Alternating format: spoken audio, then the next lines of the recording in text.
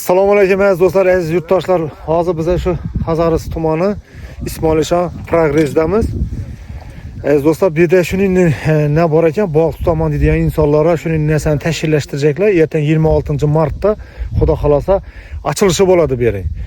Shuni ribaklar bo'ladigan bo'lsa, bemalol kelishingiz mumkin. Bog' tutamanda bu yerda bu ko'lda ilon baliq deysizmi, lakka deysizmi, sazanmi, har xil baliqlar bor ekan. Azonki soat 8dan kechki 8gacha bir karmaka 25 ming so'm pul to'laysiz. Bemalol o'tirib bog' tutishingiz mumkin. Kechki 8dan azonki 8gacha o'tirib bog' tutaman degan bo'lsangizlar 40 ming so'm ekan. Xohlasangizlar qazon, o'joq, pojoq u yajarama kelib shu yerda baliq sho'rva dumlaman bosib beraverasizlar o'tirib. Dam olmak ham zo'r ekan sharoiti. Bu yana gullang, bu yana durujbo shu yerda borib tutsangizlar bo'ladi. Hozir bilasizlar, ko'pchilik yerlarda misol uchun barasiz boshqa tasiz qarmak kurasi vaqtingiz o'tadi, baliq ilmaydi. Bu yerda baliq ko'p ekan.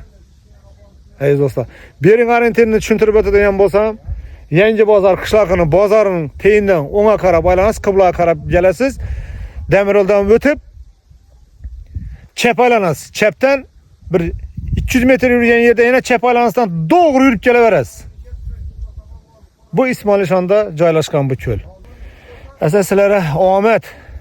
Baliqchilar bemalol kelib shu yerda dam olib, o'tirib, qarmak ko'rib, bog' tutaverasizlar aziz do'stlar. Bu yerda o'zi baliq asli ne desem ekan, tashalmagan tabiiy o'zi jirgan ekan bu yere.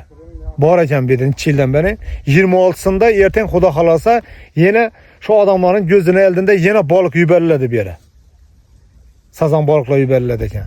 Esa 26'sında erten kutamiz sizlar, xudo xolasa men ham shu yerdaman.